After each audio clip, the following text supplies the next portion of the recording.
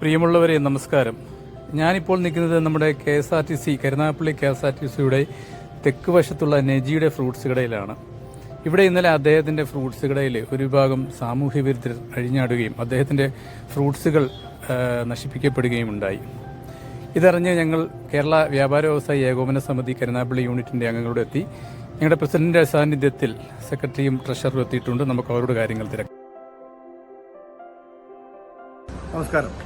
പ്രിയപ്പെട്ട വ്യാപാരി സുഹൃത്തുക്കളെ, കഴിഞ്ഞ ദിവസം അതായത് ഡിസംബർ 31 രാത്രിയിൽ എറണാകുളം ബസ് സ്റ്റാൻഡ് തെക്കുവശമുള്ള ശ്രീ നെജിയുടെ ഫ്രൂട്ട്സ് സ്റ്റാളും അതുപോലെ തന്നെ ബേക്കറി നടത്തുന്ന ശ്രീ നെജിയുടെ സ്ഥാപനത്തിൽ സാമൂഹ്യ വിരുദ്ധർ രാത്രിയുടെ മറവിൽ അഴിഞ്ഞാടിയിരിക്കുകയാണ്. ഏകദേശം 1 ലക്ഷം രൂപയോളം വില വരുന്ന ഫ്രൂട്ട്സുകൾ കത്തികൊണ്ട് വെട്ടി നശിപ്പിച്ചിരിക്കുകയാണ്. 1 കിലോ പോലും വിൽക്കാൻ സാധിക്കാത്ത തരത്തിലേക്ക് കട നശിപ്പിച്ച് നിരന്തരം ഇത്തരം പ്രവൃത്തികൾ താലൂക്കിന്റെ പല പ്രദേശത്തും ഉണ്ടാകുന്നുണ്ട്. വെളുത്തമണ്ണടക്കമുള്ള സ്ഥലങ്ങളിൽ പച്ചക്കറി വ്യാപാരികൾക്ക് കട നടത്താൻ പറ്റുന്ന തരത്തിലേക്കുള്ള ആക്രമണം നടക്കുന്നു. ഇത്തരം നീചമായ പ്രവൃത്തി തീർച്ചയായിട്ടും ആശാവഹമല്ലാത്തൊരു കാര്യമാണ്. വളരെ ബുദ്ധിമുട്ടുണ്ടാകുന്ന കാര്യമാണ്. തീർച്ചയായിട്ടും ഇതിനെ പ്രതികരിക്കേണ്ട ബാധ്യത ഓരോ വ്യാപാരിക്കുമുണ്ട്. അതുപോലെ തന്നെ നിയമ നടപടി എടുക്കേണ്ട ബാധ്യത ഗവൺമെന്റിനും പോലീസിനുമുണ്ട്. എത്രയും വേഗം ഈ നീചന്മാരെ നിയമത്തിന് മുന്നിൽ കൊണ്ടുവരണമെന്ന് ഞങ്ങൾ ആവശ്യപ്പെടുകയാണ്. വ്യാപാര സുഹൃത്തുക്കളെ, ഞാൻ രഞ്ജീവ് ശേഖർ, എറണാകുളപ്പള്ളി താലൂക്ക് മർച്ചന്റ് അസോസിയേഷന്റെ ജനറൽ സെക്രട്ടറിയാണ്. കഴിഞ്ഞ കുറച്ചു കാലങ്ങളായി നമ്മുടെ വ്യാപാരികൾക്ക് നേരെ നടക്കുന്ന അക്രമത്തിനെതിരെ പ്രതികരിക്കാൻ വേണ്ടിയാണ് ഞാനിപ്പോൾ ഈ ലൈവിൽ വരുന്നത്. കാരണം കുറേ കാലങ്ങളായി വ്യാപാരികൾക്ക് നേരെ പരക്കെ ആക്രമണം നടന്നുകൊണ്ടിരിക്കുകയാണ്. സാമൂഹ്യ വിരുദ്ധന്മാരാണ് കൂടുതൽ.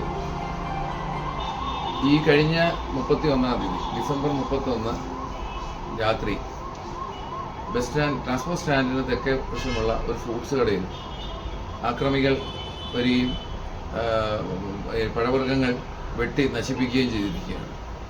നമ്മൾ ഒറ്റക്കെട്ടായി നിന്ന് ഇതിനെതിരെ പ്രതികരിക്കേണ്ടതാണ്. വ്യാപാരികളുടെ ഐക്യം നമ്മളിവിടെ തെളിയിക്കേണ്ടതാണ്. അതിനുള്ള സമയമായിരിക്കുന്നു. ഓരോ വ്യാപാരിക്കും സമാധാനമായി വീട്ടിൽ പോയി കിടക്കാൻ പറ്റാത്ത അവസ്ഥയാണ് ഇപ്പോൾ ഉണ്ടായിരിക്കുന്നത്. അതിനാൽ എല്ലാ വ്യാപാരികളും നമ്മളോട് സഹകരിക്കുക. ഈ ഇപ്പം ഉണ്ടായിരിക്കുന്ന ഈ വ്യാപാരിയുടെ നഷ്ടം നമുക്കാർക്കും നിർത്താൻ പറ്റുന്നതല്ല. അതിന് വേണ്ട നടപടികൾ സ്വീകരിക്കുവാൻ പ്രക്ഷോഭ നടപടികളുമായി നമ്മൾ മുന്നോട്ട് പോവുകയാണ്. അതിനോട് സഹകരിക്കുക. നന്ദി. നമസ്കാരം. ഞാൻ കരുനാഗപ്പള്ളി താലൂക്ക് മർച്ചന്റ് അസോസിയേഷൻ്റെ ട്രഷററാണ്. എൻ്റെ പേര് അനീസ് ചക്കാലി.